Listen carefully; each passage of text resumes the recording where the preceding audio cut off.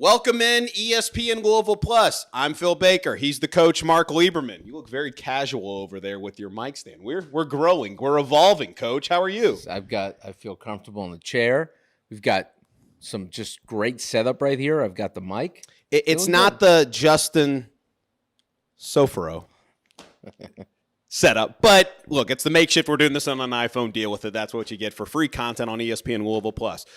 Give him a follow on Twitter, Coach Lieberman. I'm Phil__Baker. Justin's probably going to be producing this. I don't even know if he knows that, but add Justin Soforo on there. All right, tons of things to get into. You've been on every show. You say how comfortable this chair is. You probably need to get you a cot here, too. That's a cot, not the other version that may have came out of my mouth on that one. But this is ESPN Plus. Well, so it's 2020, almost 2024 too. Not that there's anything wrong with that, no. But you've been on every show, so I don't want you to regurgitate too much. But you know what? We're in the fill in space segment. That's what I call when I'm swimming in the deep end. Content that we need to get out there, so we'll dive into that. College basketball is here. I love the Champions Classic. I love everything about it. It's kind of like the official tip-off to the college basketball season. And now we're approaching Feast Week, which be still my heart. I wish we had the 24 hours of college basketball, but Feast Week should give those basketball junkies out there a ton of a little dabble of that 24-hour coverage. It's already started. You know, I mean, you've got the games in Charleston. You've got the tournament in New York. You've got some great matchups, even some mid-majors playing. Look, South Alabama against Nichols went into triple overtime last night. Got friends in both programs, so we're right in the middle of it. It's fantastic. And then next week, like you said, just wall-to-wall college basketball. Well, I'm always fascinated too, especially now in an era, and I know you hate this stuff, but in an era in which networks and cable companies kind of run that, this is kind of a blast into the past because, quite frankly, UConn and Indiana shouldn't be on ESPN, but since these are ESPN events for the Empire Classic, that allows the ESPN basketball bennies of the world, Seth Greenberg, Jay Will, and everybody in between to talk about these games and tournaments in a little bit more in depth. Absolutely. It's just, why would you have that on a Sunday afternoon at 1 o'clock and 3:30? So I'm going to play devil's advocate because I heard you and Drew talking about this, and I understand Drew has the NFL injected into his veins. I get that, as do most you. Of America, right?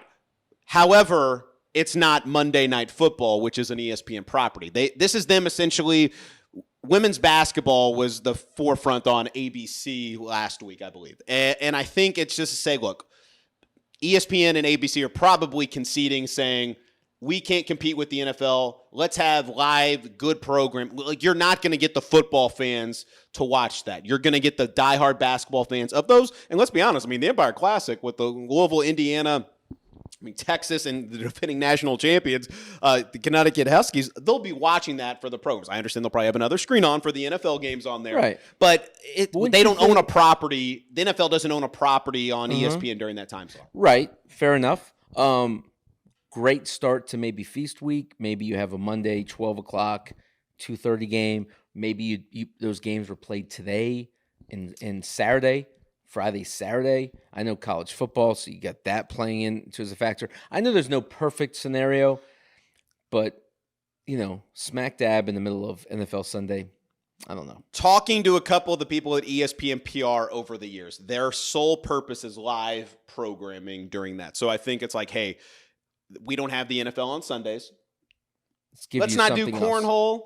Or let's not do, the dog show. Let's do some college basketball. So is it perfect? No, but I like your advocacy. I'll take it. I'll be a shill for ESPN. That's the first time you've heard it. All right, wild week.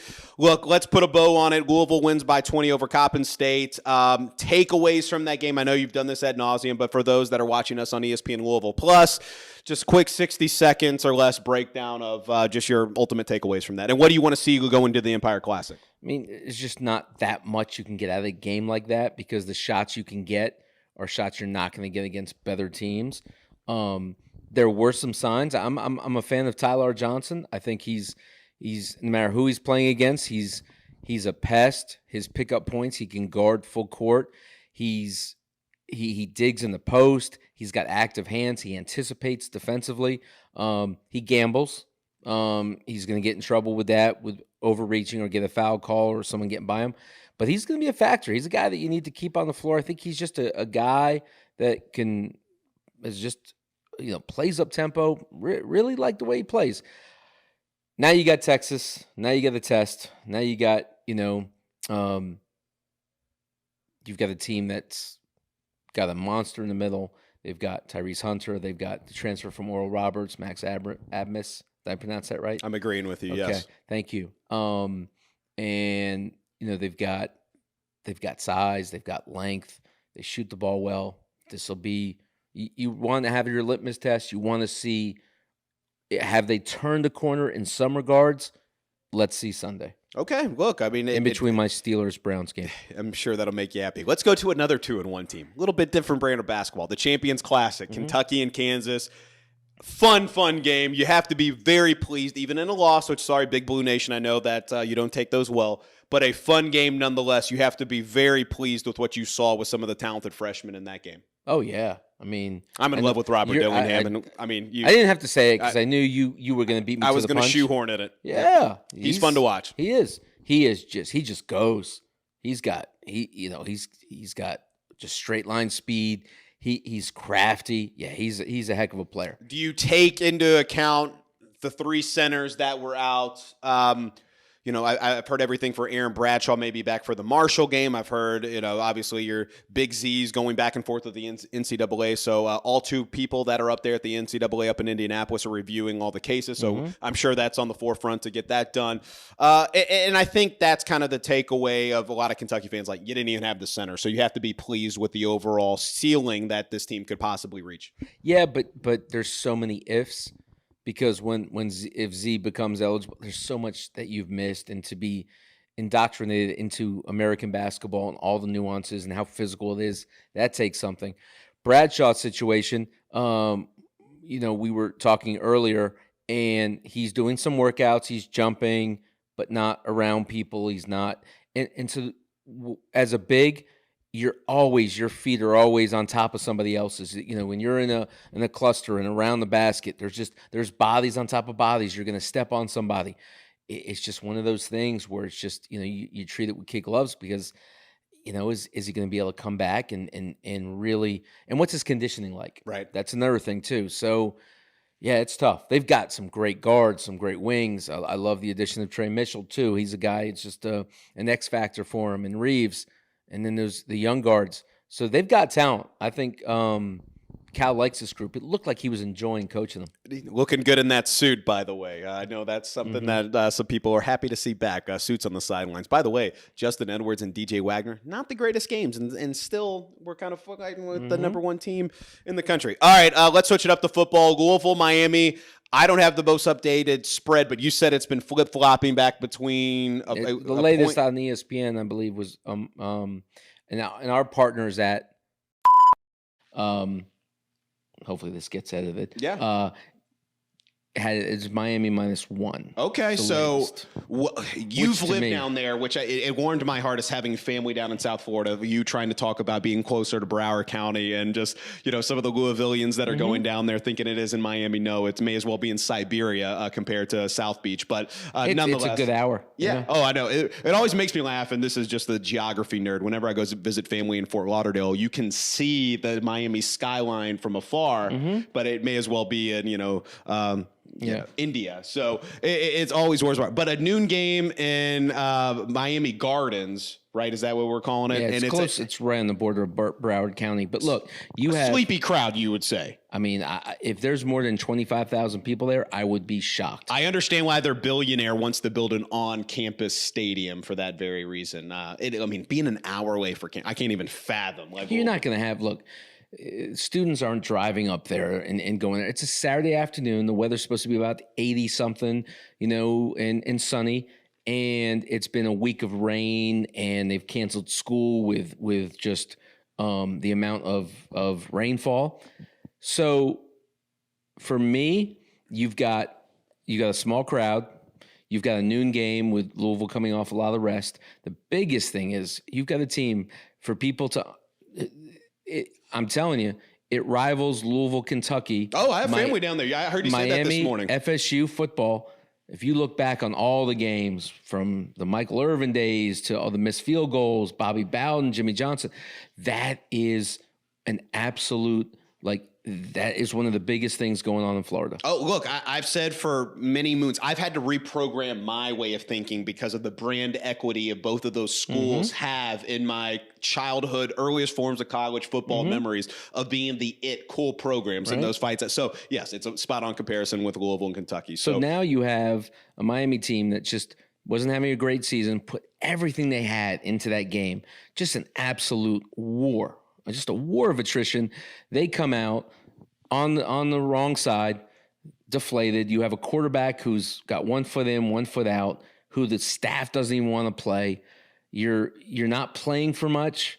It's the pride thing and the noon start. I mean, it's like the stars have aligned for Louisville for this game. Yeah, I want to see, it's as cliche and honky as it sounds, but a very business-like approach where it's like, no, we're taking care of business. We know what's on the line. We're not going to leave it up to chance. I know Kelly Dickey's put out all these different scenarios in which it would take them not to play in the ACC championship game. But no, I want to see them go down there. And outside of the Pittsburgh game, and the conditions obviously were much different than 80 and sunny down there. I want to see him go down there and take care of business. I still have the you of my childhood in my mind, and I understand. I'm acknowledging I do need to reprogram my way of thinking, but they still do have some talent. And I know Mario Cristobal is the king of recruiting when he was at Oregon. He's trying to implement that here in Miami, and I think with being a Miami man, he will have that. But I think Louisville should take care of business. I'll say 30-23. Okay. I like that there. A little scoring right there. If I'm going for those scoring, then home. But I know somebody hates that when I say that on SMH, so that's why I slid that in there. I don't. Thank you. I appreciate that. Kentucky, South Carolina. Shane Beamer broke his foot kicking something earlier this season. Hopefully that is healing well. But he's not going to come out on a little scooter or in a big cast. Maybe Mark Stoops could sign his cast or something if he did that. I know they have a friendly rivalry there. What do you want to see in that game? I don't know what the line is there because I don't have my handy dandy iPad charged. I mean, Kentucky still, I think I'm not sure what the line was. I think we were discussing it earlier. But, I mean, they're just still so talented. Just another game, maybe just to beat them down before they play Louisville, right? And just more. I don't even know how to describe it. You just go through another just tough SEC game, and you come out of that, and it's just like you've gone through the ringer. It just wears you down. That schedule. Not taking anything away from Louisville, even though it sounds like I am, but you're playing that SEC week in, week out, and then you get ready for this game. I mean, it's tough. Well, and you know how I feel about this. The difference between a rat and a guinea pig. The guinea pig has a good PR agent. That's my big thing. And a lot of times, Same thing with squirrel. Squirrel as well. Yes, I agree with that. Hamster, guinea pigs, hamsters, all those in between. But I think. My problem is, yes, the Alabamas and the Georgia of the world, more than they carry their weight.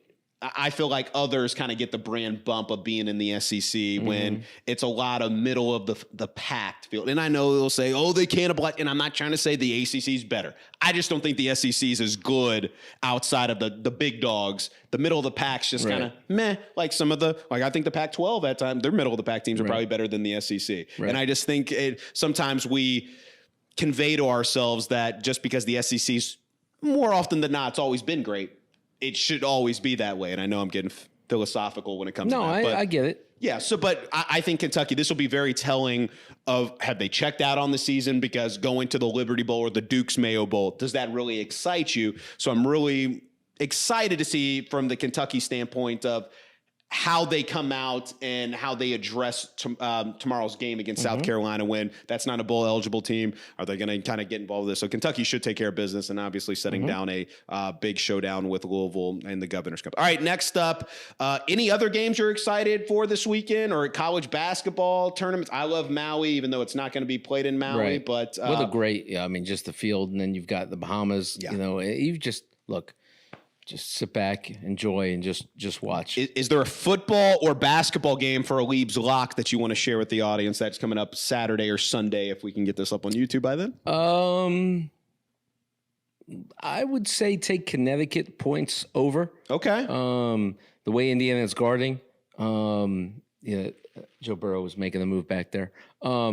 I would look at what UConn's. I mean, it's going to probably be high in the 80s, but I think they'll get to that. Okay. In an NFL game you're excited about, you alluded to your Steelers that are playing. I mean, come on. I mean, it's the somehow. There goes Joe. Maybe this is foreshadowing what is going on with his injury. By the way, I mean, just him just throwing a football like that. Yeah, and you mentioning that they were giving refunds, right? Yeah, ESPN Bets put that out there that they're giving some refunds about that. There was a parlay that was out there that I, like an idiot, took because I'm a sucker for them, and all my gambling friends tell me that I shouldn't take them when they greet me in the face, but that's where I struggle, and I just say, what's $1 here? What's $5 there? And that's how they build those fancy buildings in Vegas. But yes, ESPN Bet was refunding people. Really? Yeah. Shocker. Yeah. Take the Steelers. You're getting a point and a half. Cleveland's defense is amazing, but just Steelers just somehow have a way. They have a knack. Their defense is making plays.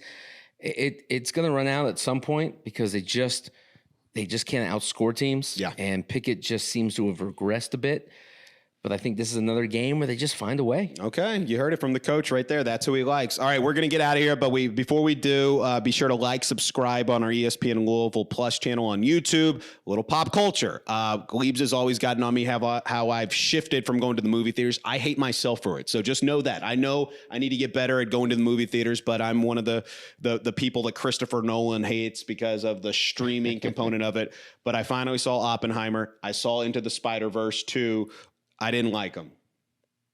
I loved them. That's my boy. They were great. I loved them. Fabulous. Fast paced, just great. You haven't steered me wrong yet. So what is Liebs watching this week that you want to share with the masses? Listen, we've got Nikki V on it. It's a show on Apple TV for all mankind. Oh, is this the space one he was telling me about in the back? Okay. It is really, really good. And it's on season 4 right now. That's on what he Apple. Said. Okay. Season 4 just started. I've watched a couple episodes, their first two episodes. I tell you, that going back to Flora and Son, I've mentioned that. There's another little movie I watched that I enjoyed. And I can't seem to remember the title. Well, right now. I'll give you one. If you can't get past it, well, then you can. And who am I talking to? I'm talking to you, Liebs. Cartoons don't bother you. I'm running on fumes here, people. No, you played a lot of radio. My buddy told me to watch the Teenage Mutant Ninja Turtles new one from Seth Rogen, and Jackie Chan is Splinter. Yes. Not terrible. Okay. Put my retainer in for it. It just popped up. I was watching Amazon Prime Thursday Night Football, and I guess it just snowballed into it as I was falling asleep. But found myself at 1:30 in the morning watching it. So not terrible. All right. I watched The Killer also on Netflix. Oh, I've heard this is good. It was #1 streaming. It's fascinating. It's a David Fincher movie. Okay. Who's in it? Michael Fassbender and Tilda Swinton. They have a very memorable scene.